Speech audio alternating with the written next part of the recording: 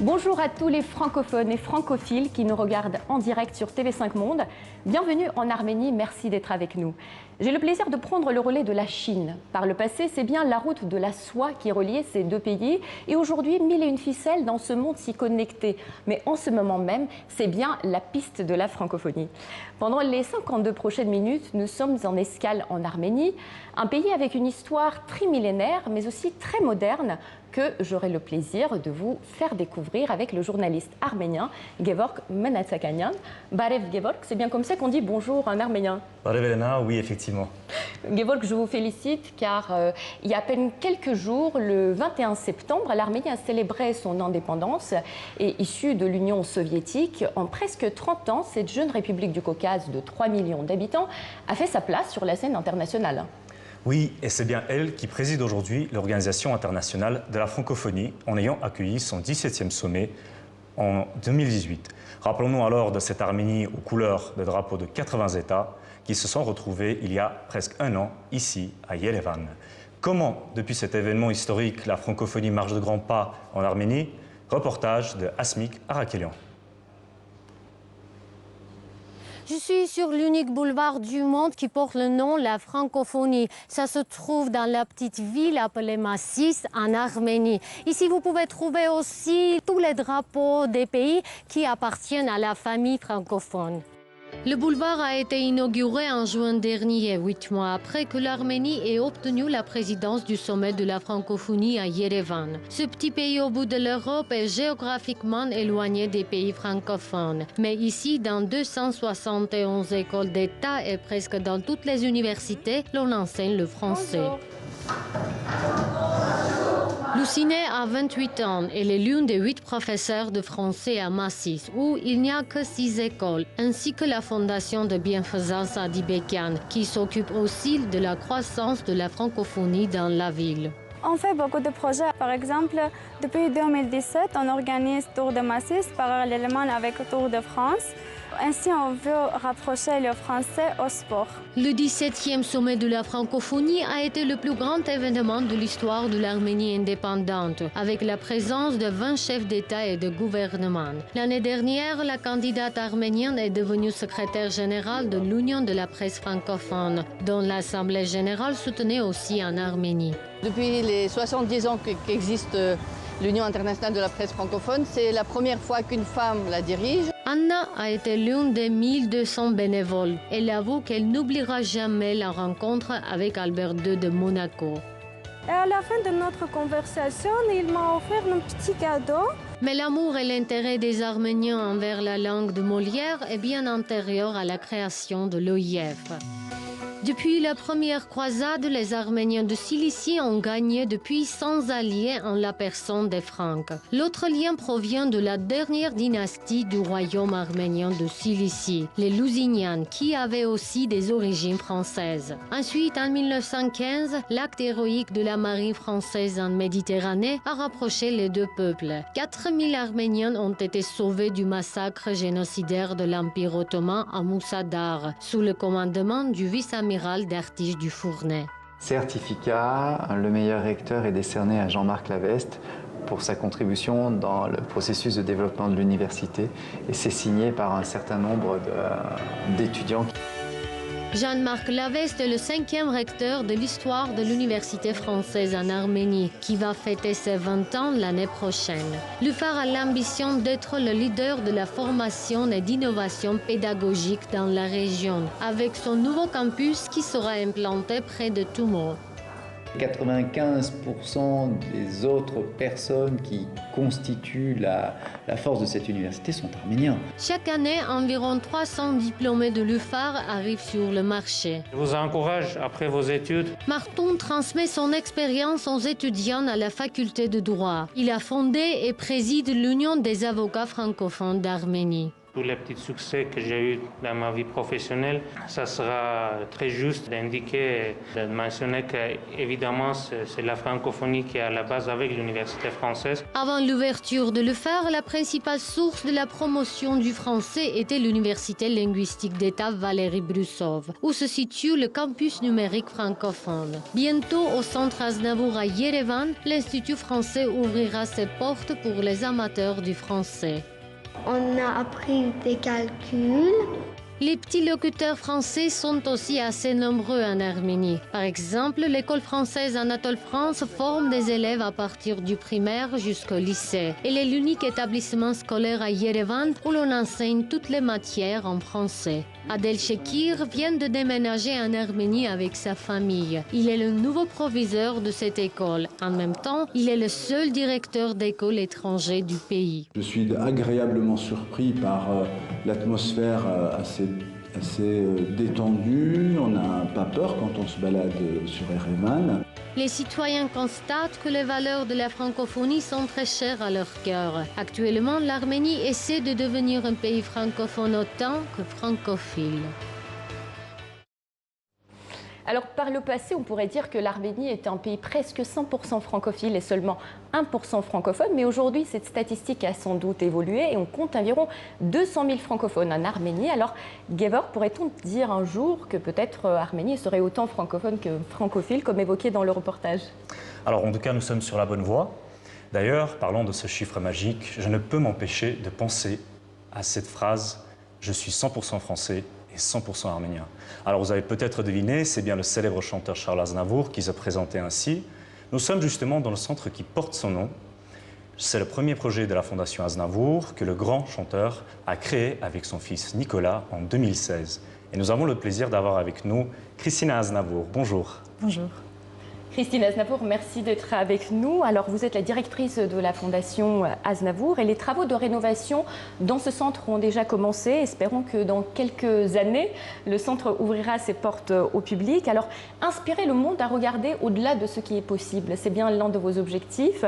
Et je pense que ça s'est bien résumé en une phrase de Charles Aznavour qui dit « Je rêve, donc je peux ». Alors, comment ce centre va faire rêver ses visiteurs ? En fait, tout d'abord, le parcours de Charles Aznavour, il est absolument incroyable. Prenant en compte qu'il est venu d'une famille des escapés de génocide et jusqu'à ses 94 ans, quand il était toujours sur la scène, en train de faire 2h30 de spectacle sans aucun pause. En fait, cet amour vers la vie, vers sa profession, vers les gens, vers tout ce qu'il faisait, ce serait au cœur du centre Aznavour. Et dans le centre Aznavour, il y a deux parties.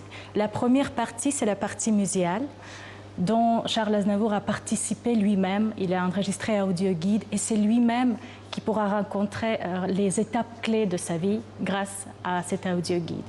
Ensuite, il y a deuxième partie, c'est la partie éducationnelle. On veut inspirer par parcours de cette grande humaniste, artiste, pour pouvoir apprendre ensuite, par exemple, la langue française, grâce à l'Institut français qui sera installé ici, le cinéma et la musique grâce au studio d'enregistrement qui sera également mis en place ici, ou grâce, par exemple, à un grand auditorium avec 200 places où les artistes pourront faire leurs premiers pas sur la scène. Et bien évidemment, avec des masterclass qui seront animés par les professionnels du monde entier. Tout ça, ce sera ici très bientôt. On espère que l'ouverture, ce sera en 2021. On a des grands travaux à faire pour aménager et faire un bâtiment absolument incroyable, comme le président Macron a dit, pour que ça sera une vitrine pour la culture française en Arménie. Merci Christina. Aznavour a laissé un patrimoine dont la richesse est inestimable. 1300 chansons chantées et plus de 1400 enregistrées qu'il a chantées dans 94 pays. On pourrait dire que l'héritage d'Aznavour appartient à toute l'humanité. L'objectif de votre fondation est aussi bien de faire vivre ce patrimoine vivant, mais aussi de le partager avec le monde entier.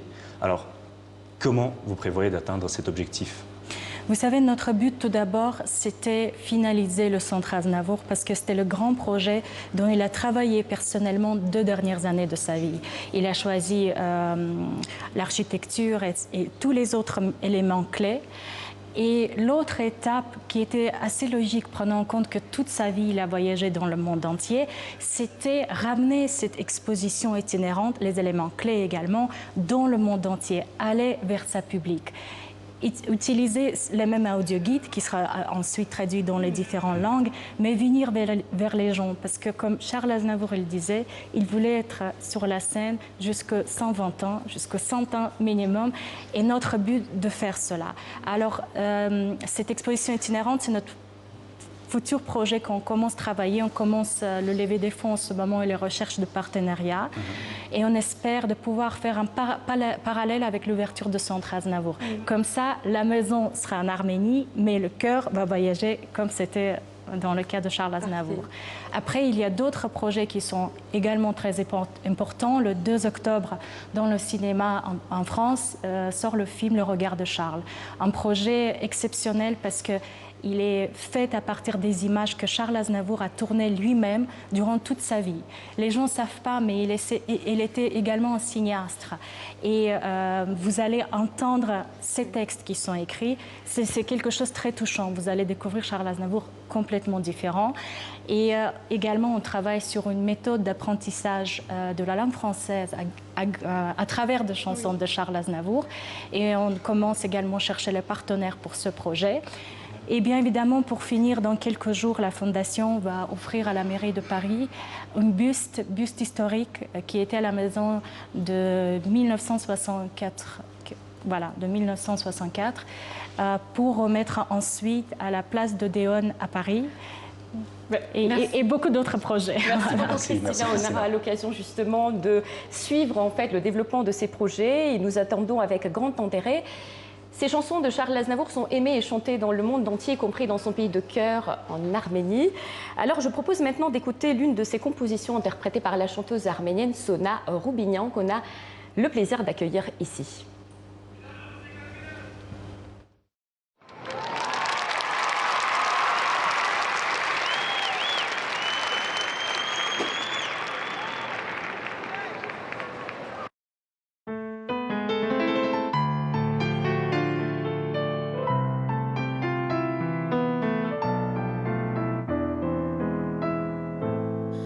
Les parois de ma vie sont lisses. Je m'y accroche mais je glisse lentement vers ma destinée. Mourir d'aimer, tandis que le monde me juge. Je ne vois pour ma qu'un refuge. Tout ici m'attend condamné. Mourir d'aimer. Mourir d'aimer. De plein gré sans force dans la nuit. Payer l'amour au prix de sa vie. Pécher contre le corps, mais non contre l'esprit. Laissons le monde à ses problèmes. Les gens et nous face à eux-mêmes, avec leurs petites idées. Mourir d'aimer,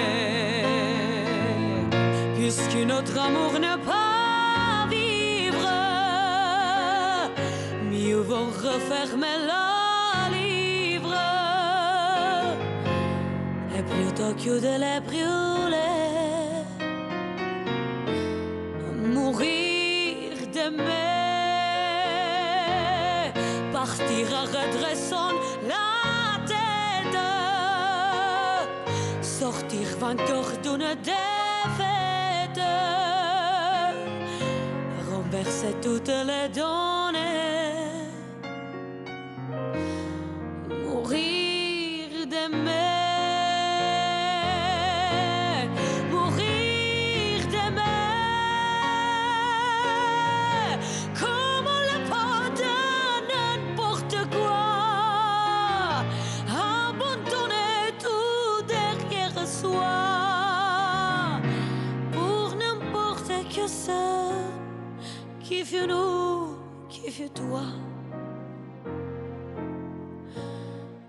où est le printemps de moi, l'automne.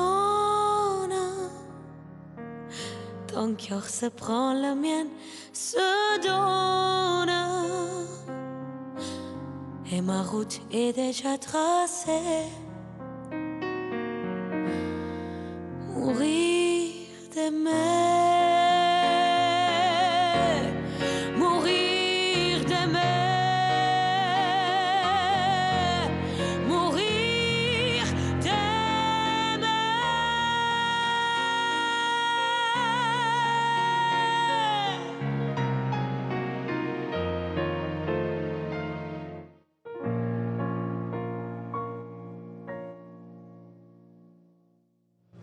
Sona Roubignan, merci beaucoup pour cette belle performance. Alors un véritable polyglotte, Aznavour chantait en 8 langues, y compris en arménien. Mais il disait « Mon pays, c'est la langue française ». Alors connaissant sa grande passion pour les dictionnaires, qui étaient d'ailleurs ses fidèles compagnons de voyage, imaginez alors sa joie à l'idée d'un nouveau dictionnaire des francophones. Et c'est bien le cas. Ce dictionnaire verra le jour dans quelques mois et nous pourrions y trouver 600 000 définitions. Alors Gevorg, je suis curieuse de savoir s'il y a des mots français en arménien. Oui, Elena, un bon exemple est le mot « merci ». D'accord. Pris du français, signifiant la même chose, c'est un mot qui jouit d'un usage courant parmi les Arméniens. C'est plus facile que de dire « shnorakalutsun ». Un autre exemple est le mot « paron », qui signifie « monsieur » et qui est du coup un dérivé du mot « baron ». D'accord, qui veut dire un titre de noblesse en français. Oui, absolument. Et du coup, en arménien, ça veut dire « monsieur ». Donc, merci paron. Donc, merci monsieur Menazagagnan. Bravo, bravo.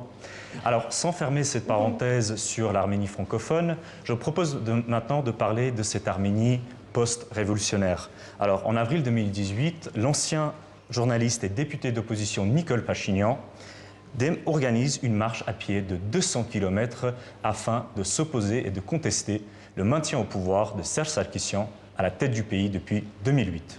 Après presque 40 jours de protestation populaire et contre toute attente, Nicole Pachinian, sous la pression des masses, obtient un gain de cause. Et c'est bien lui qui arrive au pouvoir. Oui, il était prévu que Nicole Pachinian participe dans notre émission. Malheureusement, il n'a pas pu assister à notre émission. Mais on va parler justement de cette Arménie post-révolutionnaire où nous en sommes aujourd'hui. On parlera avec nos invités. Mais tout d'abord, je vous propose de regarder ce reportage de Lilith Aroutunian. Ces images de printemps 2018 sont encore vives dans la mémoire des Arméniens. La foule laisse éclater sa joie quand, sous la pression de la contestation, Serge Sarkissian quitte son poste du Premier ministre. En à peine quelques mois, le chef du mouvement populaire Nicole Pachinian laisse sa casquette de l'opposant de longue date et arrive à la tête de l'État. 7 mois plus tard, lors des élections anticipées, son parti Contrat Civil obtient plus une majorité écrasante à l'Assemblée nationale. Pour la première fois, ces portails du Parlement s'ouvrent au public. Autre symbole fort de la transparence est affiché aussi par l'exécutif. Désormais, les sessions du gouvernement sont retransmises en direct et Nicole Pachinian, lui, enchaîne des Facebook Live pour répondre aux questions des citoyens. Les défis hérités du passé comme ceux d'aujourd'hui sont nombreux. La lutte contre la corruption, la pauvreté et le chômage estimé à la hauteur de 16%. Le chemin est long à parcourir. La population se patiente de voir les résultats. Le secteur civil et les fondations caritatives ne manquent pas d'arriver à un renfort de l'État. Ce centre de réhabilitation pour les militaires est intégralement financé par la Fondation Monpa. Ici, on s'occupe de leur insertion sociale par le biais de l'éducation et de la formation professionnelle. Certains militaires ont pu en profiter depuis sa création en 2018. L'égalité des chances est un principe très important pour nous. Pour que les membres de notre société puissent réaliser leur potentiel pleinement, il est important que les individus puissent prendre responsabilité du développement de notre pays dans son ensemble. Une autre fondation, la Ville des Sourires, mène une action au profit des enfants souffrant des maladies graves. Mais elle aide aussi aux familles démunies de trouver du travail. De la santé à l'éducation, le champ de l'action est vaste. Grâce aux bourses de la Fondation, les étudiants arméniens peuvent financer leurs études à l'étranger. Les seules conditions être admis dans l'une des 20 meilleures universités du monde et à la fin de leur cursus revenir en Arménie pour y travailler au moins 3 ans et demi. À la fin de mes études, je ferai tout pour appliquer mes compétences acquises dans le domaine de la médecine en Arménie. J'ai choisi l'étude de l'hébreu pour remplir les rangs des spécialistes arméniens dans le domaine de la diplomatie, car aujourd'hui, les relations entre l'Arménie et Israël sont d'actualité. Ayant longuement souffert à l'émigration, l'Arménie tente à se transformer en pays attractif capable de rapatrier les Arméniens de la diaspora ancienne comme nouvelle. Des mesures économiques sont mises en place, comme l'exonération d'impôts pour les PME au chiffre d'affaires annuel inférieur à 45 000 €. Harout, diplômé de Harvard, a fait le pari de revenir dans son pays d'origine pour monter une start-up. Nous témoignons des changements importants en Arménie. Les innovations ne manquent pas et il faut que nous soyons ici. Vous avez déjà trouvé une petite copine? J'espère. Le premier pas est franchi, mais s'installer pour de bon ou pas, c'est peut-être l'amour qui aura le dernier mot. Voilà un aperçu des quelques changements que cette république post-soviétique est en train de vivre actuellement. Pour en savoir plus, nous avons le plaisir d'accueillir avec nous Christian Terstepanian. Bonjour. Bonjour.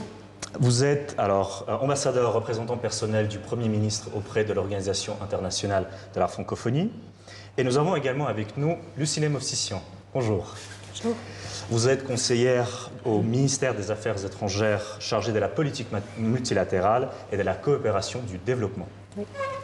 Alors, monsieur l'ambassadeur, commençons avec vous. La révolution de velours s'est produite quelques mois avant que l'Arménie accueille le sommet de la francophonie. Alors, pouvez-vous revenir sur la portée des changements intervenus en Arménie et nous dire en quelques mots ce bilan que vous tirez de ce sommet? Je retiendrai que cette conjonction des deux événements s'est révélée particulièrement opportune.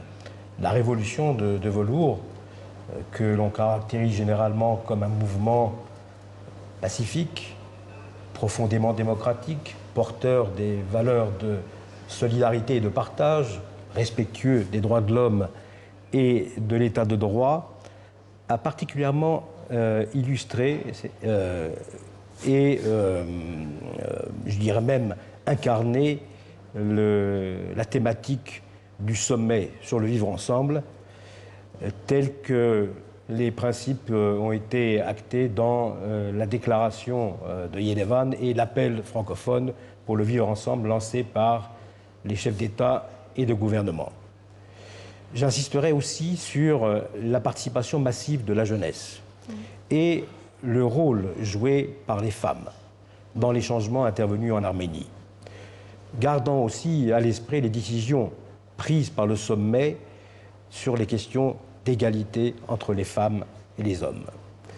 Je dirais donc que un grand nombre des faits qui ont marqué ce sommet ont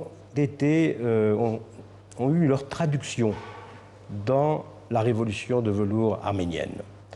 Et je souhaitais le préciser, car si le peuple arménien s'est pleinement approprié ce grand rendez-vous de la francophonie, en participant en nombre aux événements qui ont été organisés en marge du sommet, il a aussi apporté une contribution essentielle à la promotion de nos valeurs fondamentales.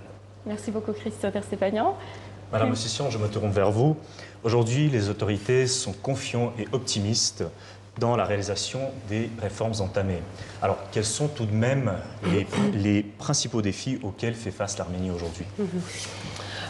Merci pour la question. Donc, je vais répéter un peu ce que disait Monsieur l'ambassadeur. Le nouveau gouvernement est arrivé au pouvoir par la révolution démocratique et pacifique. Et vraiment, l'Arménie a eu dans son système politique depuis l'année dernière, depuis le printemps de 2018, de profonds changements. Donc le but de cette révolution était de porter à l'Arménie de réels changements. Et le gouvernement actuel, c'est ce qu'il souhaitait changer, lancer, proclamer des réformes fondamentales, transparentes, telles que l'amélioration de la démocratie et du système judiciaire, la libre concurrence économique, la protection des droits des investisseurs, en général la protection des droits de l'homme et surtout la lutte contre la corruption. Et en général, le gouvernement actuel souhaite apporter à l'Arménie de réels changements en garantissant la liberté, le bonheur et la prospérité de ses citoyens. Et comme nous le savons tous,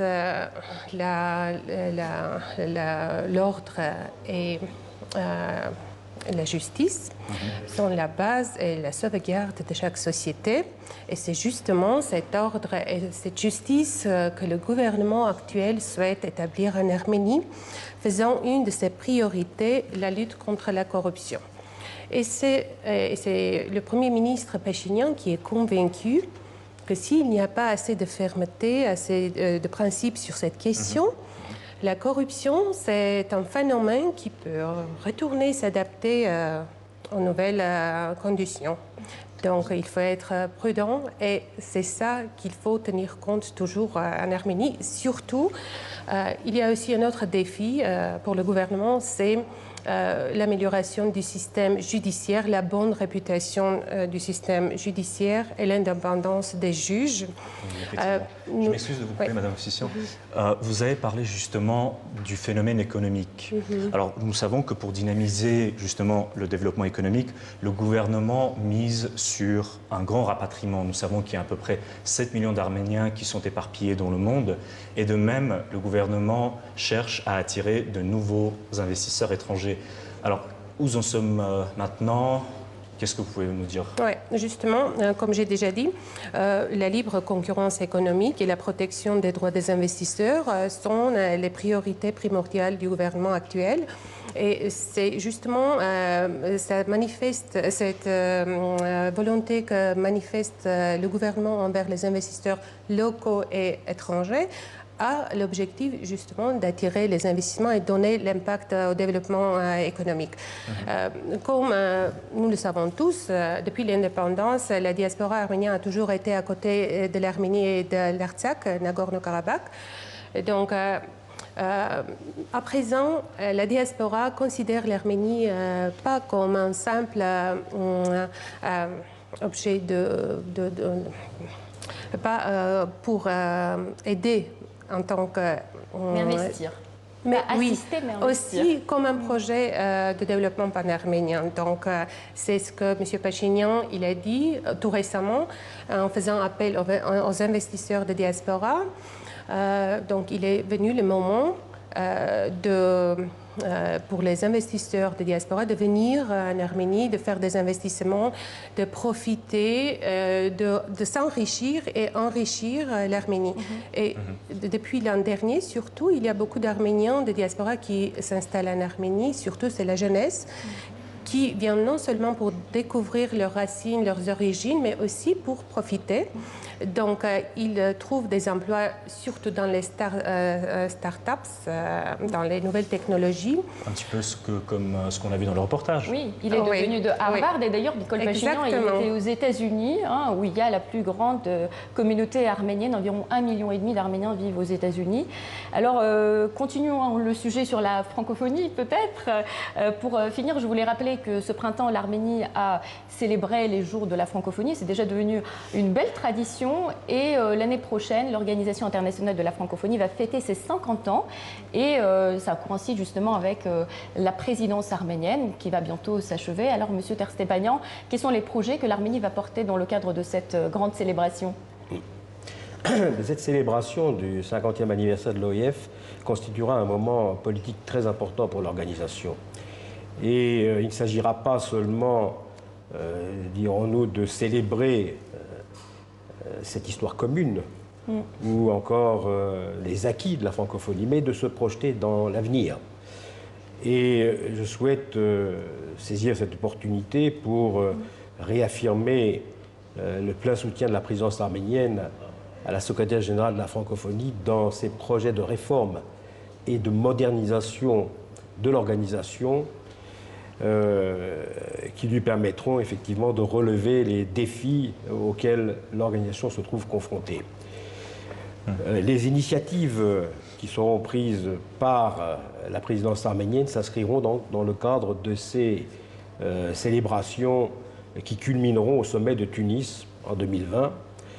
Et les projets portés par la présidence seront menés conjointement avec l'OIF, mais aussi avec des partenaires tels que l'UNESCO et le Conseil de l'Europe. Donc l'Arménie, quoi qu'il arrive, avec l'achèvement de sa présidence, elle va rester active au sein de l'OIF. Mais ils porteront sur des thématiques auxquelles nous accordons une très grande importance, telles que la promotion des valeurs du vivre ensemble, l'égalité femmes-hommes. Nous sommes aussi attachés à promouvoir la francophonie économique et numérique. Et nous contribuerons à l'organisation d'un forum économique sur les synergies entre la francophonie et les différents processus d'intégration régionale. Nous faisons en effet le constat de l'intérêt croissant porté par les pays de la francophonie à l'égard de cet espace de coopération et d'échange que représente la francophonie. Et nous devons effectivement encourager le développement de cette coopération économique entre les différentes régions de l'espace francophone. Bon, on va parler justement de la francophonie tout de suite. Et je vous remercie beaucoup, Christian Terstepanian, ambassadeur représentant personnel du Premier ministre arménien à l'OIF, et Lucile Movsisyan, conseillère au ministère des Affaires étrangères. Merci beaucoup. Merci. Alors, il me semble que pour l'Arménie, cela devient une belle tradition d'accueillir chaque année un événement international d'envergure. Alors l'année dernière, c'était le sommet de la francophonie et le 6 octobre prochain, Erevan s'apprête à organiser le 40e congrès mondial des technologies de l'information. 2000 participants du monde entier sont attendus dans la capitale arménienne. Alors Elena, saviez-vous que les Arméniens sont à l'origine de certaines des inventions utilisées encore aujourd'hui?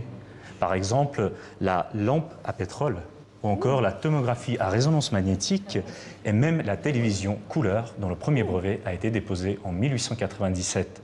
Et même aujourd'hui, l'Arménie aspire à redevenir la Silicon Valley du Caucase.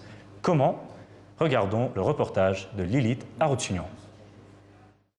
Open the door. Robots, drones et des gadgets de dernier cri. Dans ce laboratoire d'ingénierie armate à Yerevan, les enfants se mettent aux inventions à partir de l'âge de 10 ans. Ce programme parascolaire est initié par l'Union des entreprises de technologies avancées. Environ 300 laboratoires dans 4 villes du pays sont accessibles gratuitement aux enfants. En moins de 4 ans d'existence, plus de 5300 élèves ont pu profiter de ce programme. L'amour pour la high-tech en Arménie se cultive à travers de l'éducation. Karim Bartagnan, le directeur de l'Union, espère de pouvoir s'implanter dans tout le pays. Nous avons un projet intitulé « Une entreprise, une école ». Son objectif est de s'implanter dans les régions afin de développer le high-tech dans tout le pays et rendre accessibles ces savoir-faire même dans les zones les plus reculées. En périphérie de la capitale arménienne, depuis 2011, ce centre Tumeux accueille 10 000 élèves de 12 à 18 ans. Après l'école, ils viennent ici et plongent dans le monde numérique ultramoderne.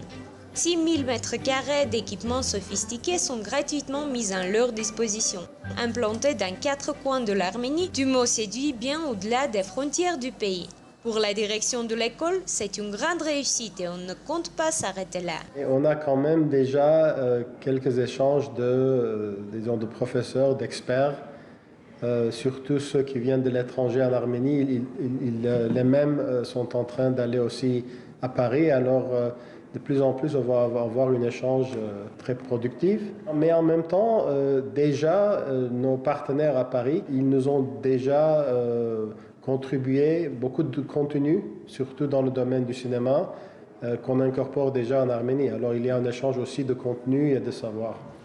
Les fondations caritatives misent aussi sur les nouvelles technologies. À Kouaf, la Fondation des enfants d'Arménie les combine avec l'éducation informelle, notamment dans les zones rurales. Dans 44 villages, 75 000 jeunes et adultes sont bénéficiaires de ce programme. En mai 2018, le premier centre futuriste appelé Coaf Smart a ouvert ses portes dans ces montagnes pittoresques de l'Ori, au nord de l'Arménie.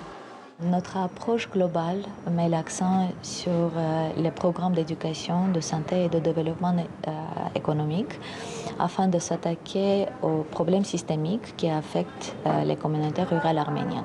La mission première de Coaf est d'habiliter les enfants et les adultes des régions rurales pour faire progresser les communautés grâce à l'innovation. La tech a pris une place prépondérante dans le paysage économique arménien, 7% du PEIB, croissance de 25% par an. Aujourd'hui, l'Arménie cherche à percer le marché international avec ses 15 000 professionnels dans le secteur et quelques centaines de startups. Certains d'entre eux sont devenus mondialement connus comme le PixArt qui a inventé une application de retouche de photos. Aujourd'hui, elle est la plus connue au monde et compte 100 millions d'utilisateurs et 450 millions de téléchargements.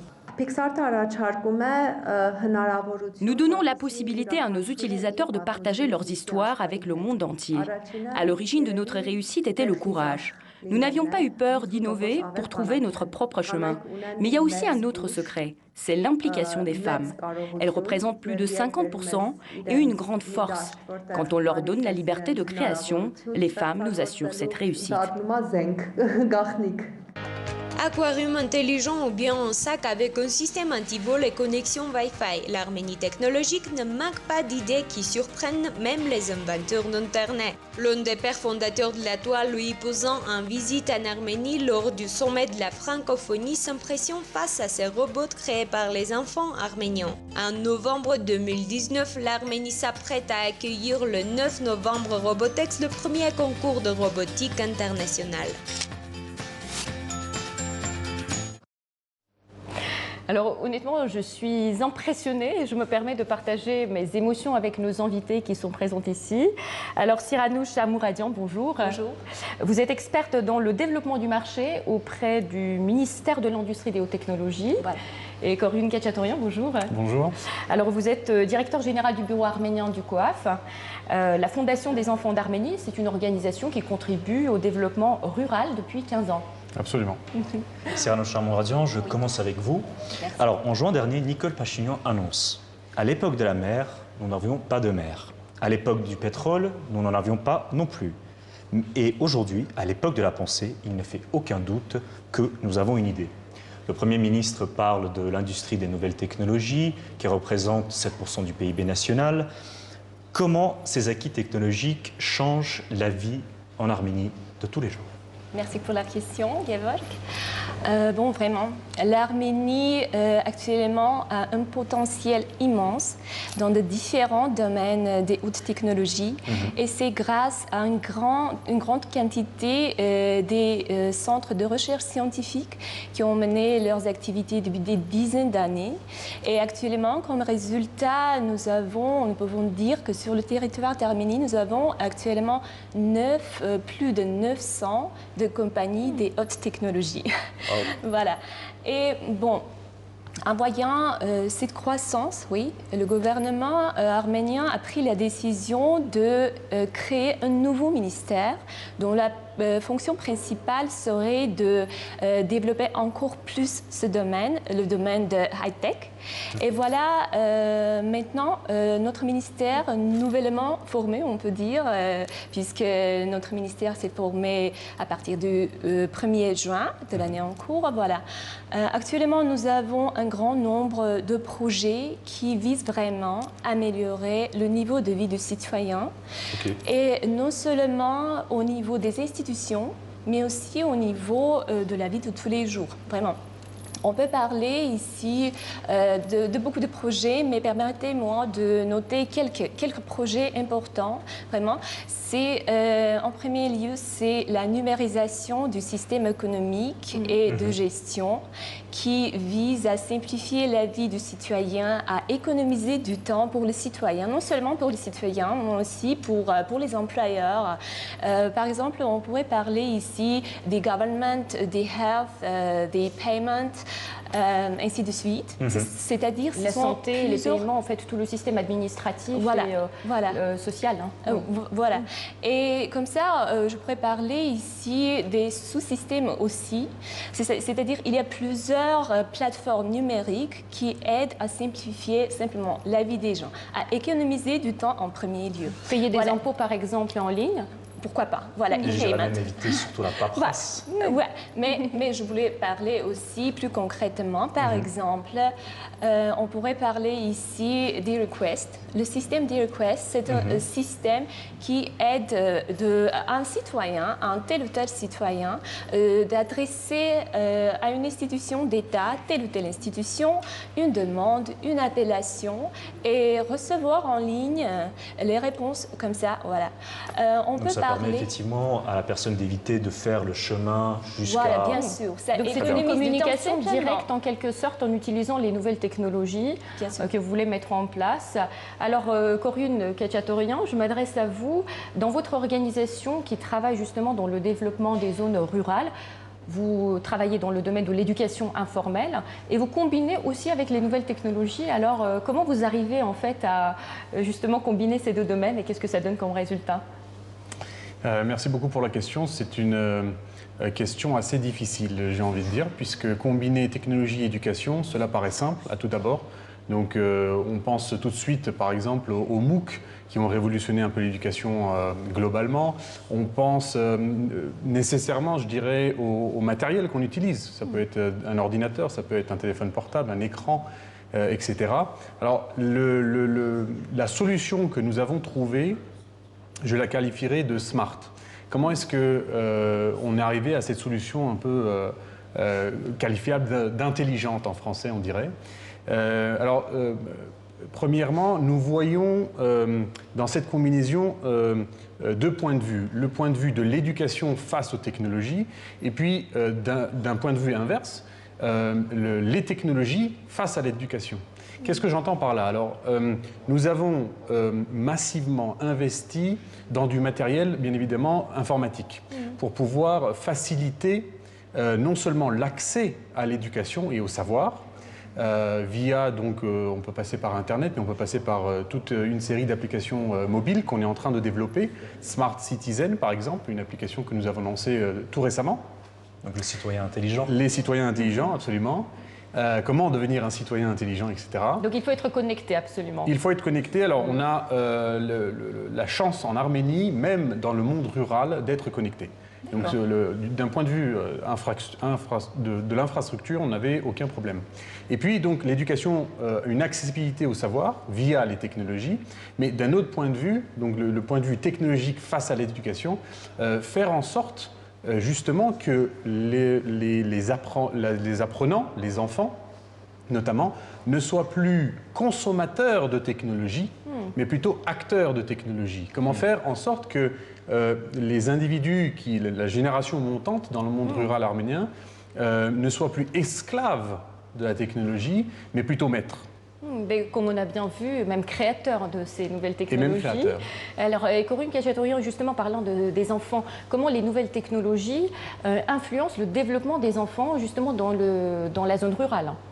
Alors, si vous le permettez, je transformerai un tout petit peu la question en comment est-ce que les nouvelles technologies transforment, en règle générale, le monde rural.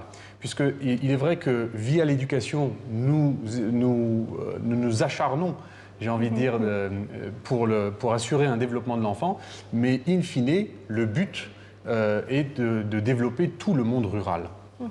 Alors, dans un premier temps, nous offrons une panoplie de programmes dans notre centre COAF Smart, dans la région de Lori, au nord de l'Arménie.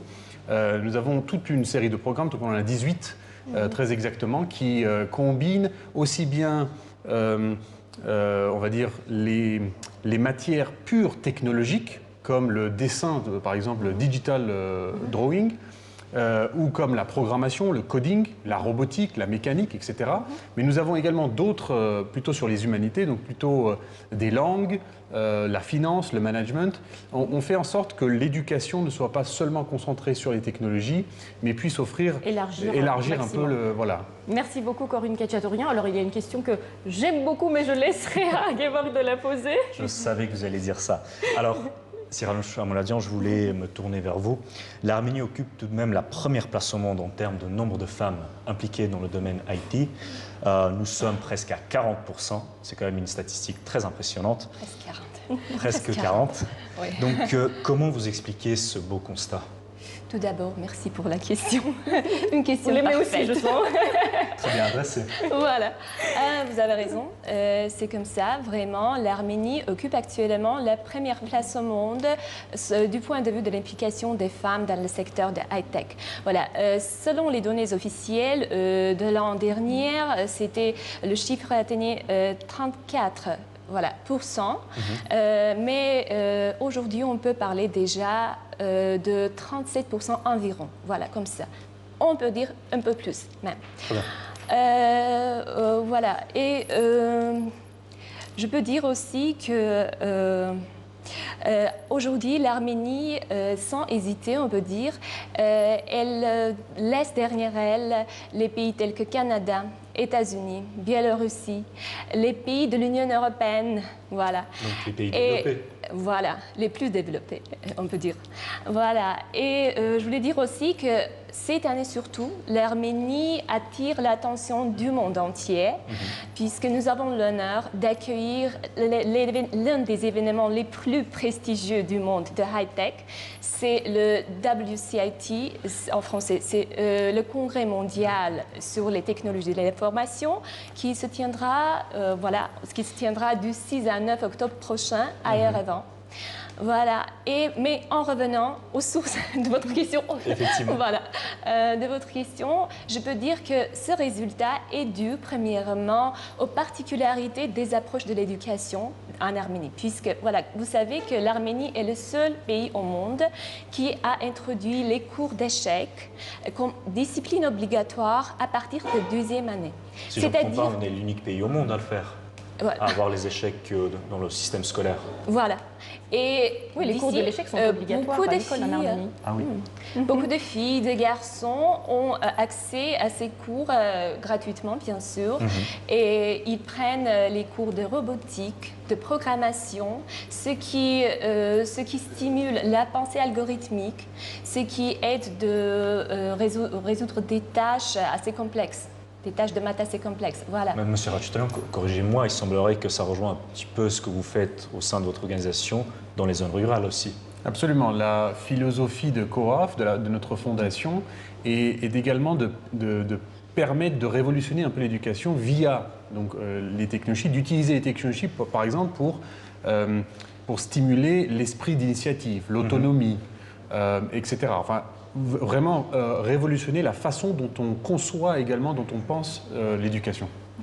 Merci beaucoup, merci à nos invités. Merci à vous. Madame Chamouradian, vous êtes experte dans le développement du marché auprès de ce nouveau ministère qui a été créé, l'industrie des hautes technologies. Et Corinne Khatchatorian, vous êtes directeur général du bureau arménien de l'organisation COAF. Alors, la piste de la francophonie a presque achevé son escale à Erevan. Mais avant de nous quitter, découvrons ensemble la suite de son itinéraire et la prochaine étape est la Grèce. Un pays fascinant qui vacille entre tradition et modernité que vous découvrirez avec Alexia Kefalas. Bonjour Alexia. Kalimera, j'espère que vous nous entendez depuis Erevan. Bonjour Erevan, bonjour Elena. Alors, je suis très contente de m'introduire dans ton émission que l'Arménie entière savoure grâce à toi, Elena. Mais tout de même, je les invite à rester devant leur téléviseur ou devant leur écran, car dans une poignée de secondes, on va prendre la direction d'Athènes, ici en Grèce. On va tirer le fil de la démocratie, le fil d'Ariane, donc, pour voir cette photographie de l'Athènes actuelle, mais une Athènes qui respecte aussi ses traditions. Merci Alexia. Alors Erevan, merci je vous laisse terminer tranquillement votre émission dans à peu près 10 minutes, juste après le journal télévisé. Rendez-vous ici à Athènes. Pendant que vous attachez vos ceintures pour le voyage vers la Grèce, nous vous invitons à découvrir le groupe de Mikhail Voskanian et cette musique qui combine jazz et tradition. Mais avant qu'on se quitte, je voudrais partager avec vous ce proverbe arménien qui dit « À quoi sert un cœur étroit ?» Alors que le monde est si vaste. Au plaisir de vous revoir à nouveau en Arménie. À très bientôt.